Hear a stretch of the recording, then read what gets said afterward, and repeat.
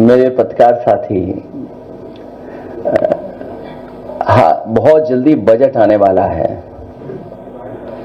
और बहुत सारी बातें उसमें साफ हो जाएंगी। ये बात हम लोग लगातार कहते रहे हैं कि जो भारतीय जनता पार्टी ने इन्वेस्टमेंट मीट की थी, इन्वेस्टमेंट मीट के बाद जो एमओयू साइन हुए, एमओयू साइन के बाद कोई भी इंडस्ट्रियल पॉलिसी ऐसी नहीं बनाई उन्होंने जिससे कि यहां पर इन्वेस्टमेंट होता। और उसका परिणाम यह है कि अगर आप वेबसाइट पे भी जाना चाहोगे सरकार की, तो आपको कोई भी इंफॉर्मेशन उसकी नहीं मिलेगी। जब आपने कोई इंडस्ट्रियल पॉलिसी नहीं बनाई, बजट में कोई चीजें शामिल नहीं की, तो इसका मतलब आप खुद स्वीकार कर रहे हैं कि इन्वेस्टमेंट आपका नहीं आया है। और ये भारतीय जनता पार्टी के लोग तो वो लोग हैं जो लगातार आंकड़ों में भी झूठ बोलते हैं। कुंभ में जो हमारी जानकारी है, अभी तक 60 करोड़ लोग स्नान कर चुके होंगे, लेकिन सरकार बता नहीं रही है। सरकार जानबूझ करके आंकड़े इसलिए कम बता रही है कि कल को एडमिनिस्ट्रेटिव या मैनेजमेंट की कोई स्टडी करना चाहेगा तो जो इनका फेलियर रहा है, जो इनका मिसमैनेजमेंट रहा है, उसकी जानकारी हो जाएगी। ये कुंभ का मिसमैनेजमेंट की स्टडी ना हो, इसीलिए जानबूझ करके गिनती कम बता रहे हैं। हमारा सरकार से अपील है कि बहुत सारे बुजुर्ग 65 साल से ऊपर, 70 साल से ऊपर, वो लोग स्नान नहीं कर पाए हैं। वो स्नान करना चाहते हैं, पुण्य और इस तरह के धार्मिक कार्यक्रमों में शामिल होना चाहते हैं। तो मेरी सरकार से यही अपील है कि एक समय पर 75 दिन का होता था ये कुंभ। सम्राट हर्षवर्धन के समय पर जो कुंभ का आयोजन होता था बहुत लंबा होता था। उस समय जहां दूर दूर से लोग, हर धर्म के लोग आकर के उस कुंभ में शामिल होते थे, स्नान करते थे और दान कर करके भी जाते थे। तो सरकार से हमारी ये मांग है कि इस कुंभ के आयोजन को, क्योंकि बहुत सारे बुजुर्ग लोग अभी स्नान नहीं कर पाए हैं, जब उन्होंने तस्वीरें देखी हैं सड़कों पर जाम की, जो भूखे प्यासे लोग नहीं पहुंच पाए, घंटों गाड़ियां चला करके भी नहीं पहुंच पाए, भगदड़ भी हुई, जाने भी गईं, लोग आते समय में भी एक्सीडेंट हुआ, जाने चली गई, जाते समय भी बड़े पैमाने पे लोगों की जान गई, जिसका आंकड़ा सरकार अभी तक नहीं दे पा रही है। सरकार ने पहले ही कहा था कि हमने ड्रोन लगा करके, और ड्रोन से बहुत से कार्यक्रम भी किए थे, लेकिन ड्रोन का जहां इस्तेमाल होना चाहिए था, ड्रोन का इस्तेमाल नहीं किया। डिजिटल कुंभ की बात कही, लेकिन डिजिट अभी तक सरकार नहीं बता पा रही है।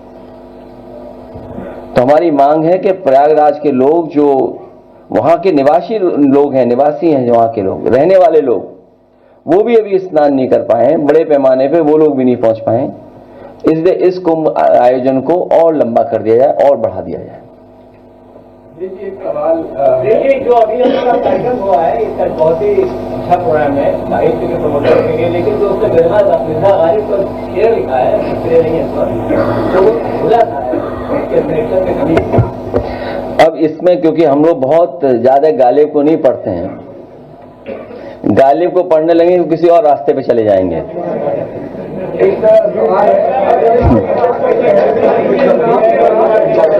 मुझे या मेरे साथी जो सवाल पूछ रहे हैं, नहीं ठीक है, कोई बात नहीं, अपना ठीक कर देना।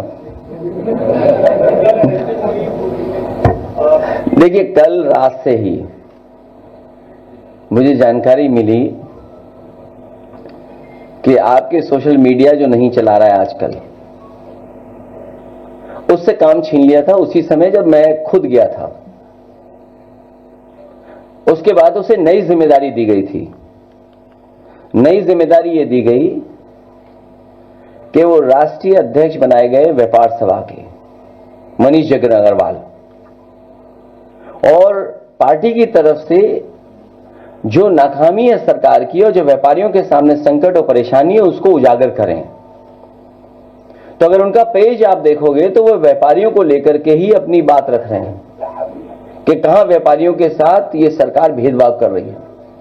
कहां व्यापारियों को ये बुला रहे हैं इन्वेस्टमेंट के लिए और उनका कोई सम्मान नहीं हो रहा है। जीएसटी को लेकर के व्यापारी चिंतित है। जब तक वो जीएसटी को समझ पाता है व्यापारी, तब तक सरकार उस जीएसटी को लेने का तरीका बदल देती है। और जीएसटी की वजह से और सरकार की मुनाफाखोरी की वजह से और सरकार के जो इलेक्टोरल बॉन्ड की वजह से हमें और आपको महंगाई का सामना करना पड़ रहा है।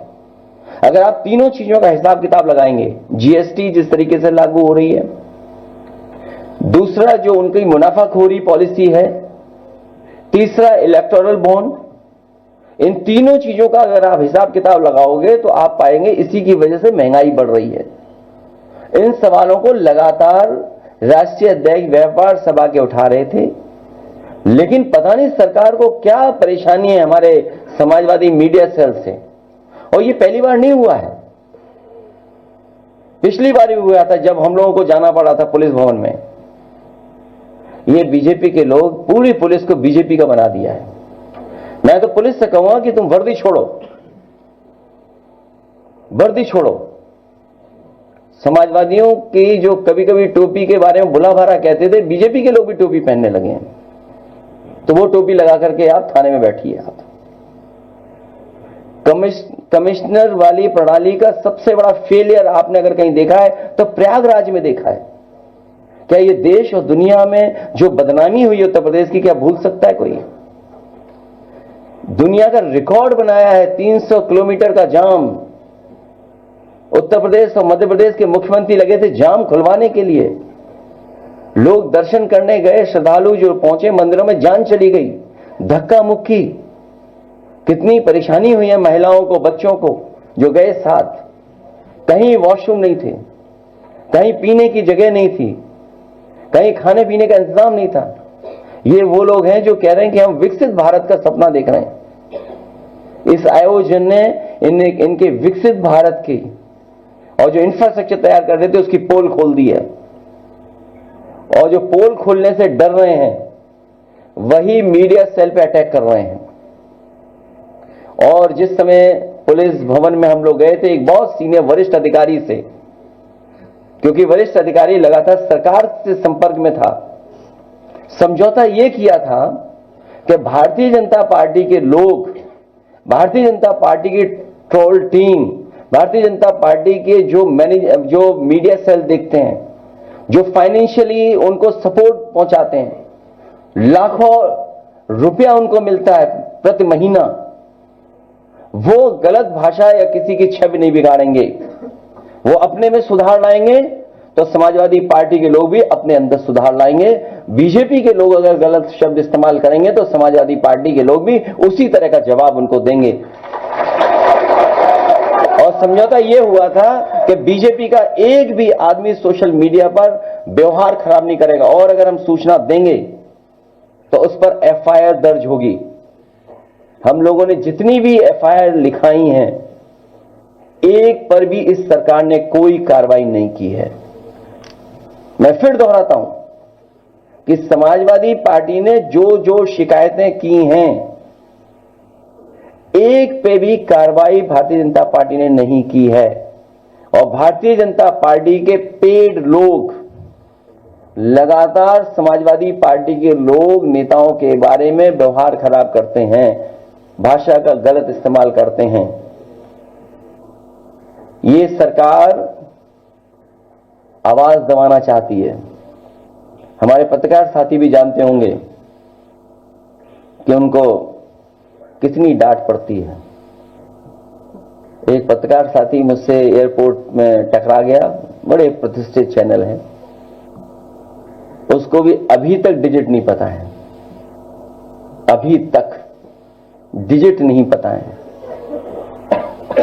मैंने कह दिया कि सरकार खुद ही डॉक्टर बन जाती है, खुद ही ट्रैफिक के वो बन जाते हैं, सरकार खुद ही जिम्मेदारी ले लेती सब बातों की। सरकार के मुखिया सुना है, उसको बहुत डांट पड़ी। आप मुझसे बेहतर जानते होंगे कि आपकी परेशानी क्या है, क्योंकि सब चैनल कैपिटलिस्ट लोगों के हाथ में चले गए। कोरोना कोविड के टाइम्स के बाद से आपका वेतन नहीं बढ़ा है, ये परेशानी हम लोग जानते हैं आपकी। अगर आप भी सच दिखाओगे तो आपको भी बहुत परेशानी तकलीफ का सामना करना पड़ेगा। और एक हमारा चैनल साथी लगातार जो सरकार को पता नहीं क्या है, अगर विपक्ष ये जानकारी दे रहा है, ये हमारा पॉजिटिव एटीट्यूड है कि आपके मिसमैनेजमेंट की बात हम बता रहे हैं, अगर हम उनको जानकारी दें उसमें भी परेशानी है उनको, अगर बताएं कि ये कमी रह गई है तो परेशानी है। आपने कहा था 100 करोड़ लोगों का हमारे पास इंतजाम है, वो सब रिकॉर्डेड है। आज के समय पर कोई भी चीज आप छिपा नहीं सकते हैं, आपने कहा वो रिकॉर्डेड थी। सोचिए 100 करोड़ का आपने इंतजाम किया हो और आप पे कुछ करोड़ संभाले नहीं गए, कितनी बड़ी घटना हो गई। आज भी सूची नहीं है, आज भी नाम नहीं है, जो लोग खोए हैं उनकी भी जानकारी नहीं है। चैनल्स में दबाव बनाया जा रहा है कि खबर नहीं चलाएंगे, आप न्यूज नहीं चलाएंगे। ऐसी खोया पाया केंद्र नहीं मिल रहा है लोगों को। सोचिए आप, संत गुरु संत जितने महापुरुष लोग आए थे, ये हमारे धरती के देव हैं जो आए थे कुंभ में, उनसे रौनक बढ़ती है, शोभा बढ़ती है कुंभ की। उनके प्रति क्या व्यवहार है अगर सच बोल दिया किसी ने तो। और जितनी गंदगी, जितना कुछ मिसमैनेजमेंट देखा, शायद ऐसा कुंभ में कभी नहीं हुआ। ये भारतीय जनता पार्टी ये प्रयास कर रही है कि कुंभ भी यही लेकर के आए, कुंभ का आयोजन भी यही कर रहे हैं। पहले कभी कुंभ भी नहीं होता था, सोचिए आप। और 144 साल वाली बात, कोई भी जो साइंटिफिक चीजों को समझता होगा, एस्ट्रोनॉमी की जिसके पास जानकारी होगी, कभी स्वीकार नहीं कर सकता है। वो भी फर्जी कहानी थी इनकी। आज के समय पर तो आप झूठ बोल रहे हैं, आप आज के समय पर धोखा दे रहे हैं, आप अपनी इमेज चमकाने के लिए। सोचिए आप, इमेज चमकाने के लिए। दुनिया में वो भी घटना हुई एक साइंटिस्ट के साथ, अगर जान चली गई, किसी धार्मिक संस्था ने जान ले ली, सजा सुना दी। जब उस धार्मिक स्थान को यह पता लगा कि ये साइंटिस्ट सही था, 400 साल बाद माफी मांगी थी। क्या ये सरकार माफी मांगेगी इस बात को लेकर के? क्योंकि हर कुंभ 144 साल बाद होता है। जो नक्षत्र, जो प्लैनेट्स की जो पोजीशनिंग है वो हमेशा सेम होती है, और ना जाने कब से हो रहा है कुंभ। क्योंकि इनके पास मशीनरी, अगर आप कोई बात कहोगे तो इनके पास मशीनरी है, वो इस्तेमाल करते हैं मशीनरी का। हम लोग तो केवल सावधान कर रहे हैं, ये लोग रहेंगे तो देश बर्बाद हो जाएगा। केवल यूपी का बजट नहीं, दिल्ली का भी बजट ऐसे ही निकल गया, मायूसी दे करके चला गया। जब उन्हें पता लगा कि मायूसी आ रही है, इससे कोई जनता को लाभ नहीं पहुंचा, तो सोचिए कौन सा बिल लेके आए, वक्फ का बिल लेके आए, जिससे जनता का ध्यान हटा दें। क्या मिला बजट से? यूपी को क्या मिला सोचिए आप। इस सरकार का भी ये सेकंड लास्ट बजट है, और 40 लाख करोड़ का हिसाब ही नहीं दे रहे हैं, वो वेबसाइट ही बंद है। 40 लाख करोड़ के जो एमओयू कोई देखना चाहे तो वेबसाइट ही बंद है उसकी, कि इन्वेस्टमेंट क्या क्या आया है। हमारे मुख्यमंत्री जी को अधिकारी बेवकूफ बना रहे हैं, तो उसके लिए बहुत बहुत बधाई उनको। एक सवाल है कि जिस महाकुंभ की चर्चा हो रही है, आपके दौर में भी महाकुंभ का आयोजन हुआ, आजम खान का चर्चा हो रहा है, क्या आजम खान को छुड़ाने के लिए जेल से पार्टी क्या प्रबंध है? देखिए, आदरणीय आजम खान साहब के साथ और जो कुंभ की बात आपने की है, उस समय जावेद उस्मानी चीफ सेक्रेटरी थे, अहमद हसन साहब हमारे मंत्री थे स्वास्थ्य विभाग के, आदरणीय आजम खान साहब नगर विकास मंत्री थे, और सरकार समाजवादियों की थी। मैं तीनों और उस समय के जितने भी अधिकारी काम कर रहे उन सबको धन्यवाद देता हूं मैं। और जब अधिकारियों को पोस्ट करने की बात आई तो अधिकारियों को मैंने खुद बुलाया था, और मैंने कहा कि आप संकोच मत करना साधु संतों का सम्मान करने में। साधु संत जो बात कहें उनका स्वीकार करना, और किसी भी तरह अगर आशीर्वाद भी लेना पड़े तो आप लोग आशीर्वाद लेना, उनको सम्मान देना। और उसका परिणाम यह हुआ कि पूरे कुंभ में कहीं किसी साधु संत की कोई शिकायत नहीं रही। जहां आजम खान साहब ने काम किया, वहीं अहमद हसन साहब, कोई साधु संत ऐसा नहीं बचा जिससे व्यक्तिगत ना मिल रहे हों। और मैंने उनसे कहा था कि आप जो साधु संत उसमें कहें उनकी बात तुम खुद स्वीकार कर लेना। और मेला अधिकारी को मैंने कहा कि जो ये कहेंगे वो आपको काम करना पड़ेगा। उसका परिणाम है कि कुंभ में कहीं शिकायत नहीं हुई। और जावेद उस्मानी का जो एक्सपीरियंस था मैनेजमेंट का, जो टाइम लाइन और टाइम उन्होंने बाउंड की चीजों को, उसका परिणाम हुआ कि सब चीजें समय से हो गई। इनके तो पुल नहीं बने समय से, कभी पुल ये बंद, कभी पुल वो बंद, कभी सब पुल बंद। ये तो मैनेजमेंट है इनका। सोचिए आप तो गए होंगे, नहीं गए मैं कुंभ में? हाँ, आप तो नहीं जा पाए होंगे, उसका कारण दूसरा है। लेकिन सम्राट हर्षवर्धन के समय पर किसी पे पाबंदी नहीं थी। सम्राट हर्षवर्धन के समय पे जो कुंभ होता था उसमें सबको बुलाया जाता था, सब जाते थे, धर्म के लोग जाते थे, दूसरे धर्मों के लोग जाते थे, इसीलिए वो कुंभ था। और दान करके जाते थे, वो आखिरी में सब कुछ दान करके चले जाते थे, अपने कपड़े भी दान कर जाते थे और साधारण कपड़ा पहन करके वो जाते थे कन्नौज वापिस। बताओ इन्होंने क्या ध्यान दिया? इतनी बार डुबकी मारी। कोई दान किया हो तो बता दो, किसी सुनने में आया तो बता दो। मैं भारत सरकार से कई बार कह चुका हूं, स्नान और दान दो महत्वपूर्ण है। पुण्य और वो अलग चीजें हैं, वो भी हैं उससे जुड़ी हुई, बहुत सी और परंपराएं जुड़ी हैं कुंभ से।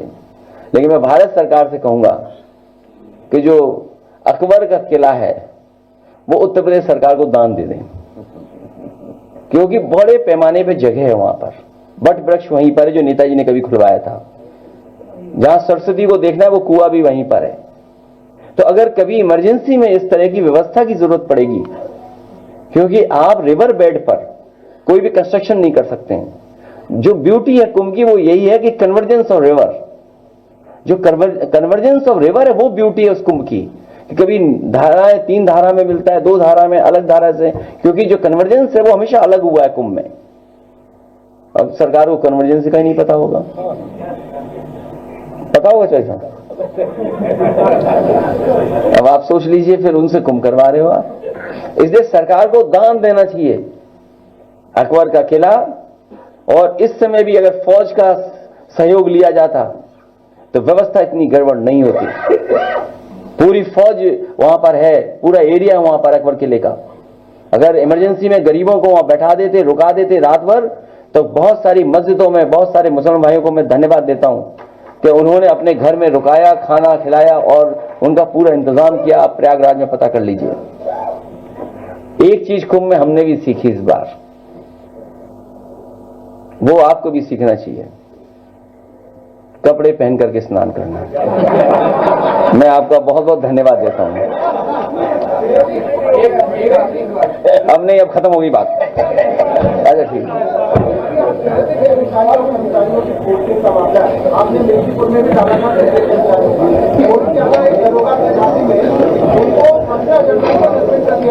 देखिए, ये सरकार अन्याय कर रही है। ये सरकार को मैं कहना चाहता हूं, मिल्कीपुर में एक विधानसभा में तो आप बेईमानी कर सकते हो, लेकिन 403 में 420 की नहीं चलने वाली है। 403 विधानसभाओं में इनकी 420 नहीं चलेगी। ये जनता उत्तर प्रदेश की देख रही है। मैं आप सबका धन्यवाद देना चाहता हूं। बहुत बधाई आप सब लोगों को। और ऐसी खबरें देखने के लिए सब्सक्राइब कीजिए हमारे यूट्यूब चैनल को। वीडियो पसंद आए तो लाइक, कमेंट और शेयर जरूर कीजिए। शुक्रिया।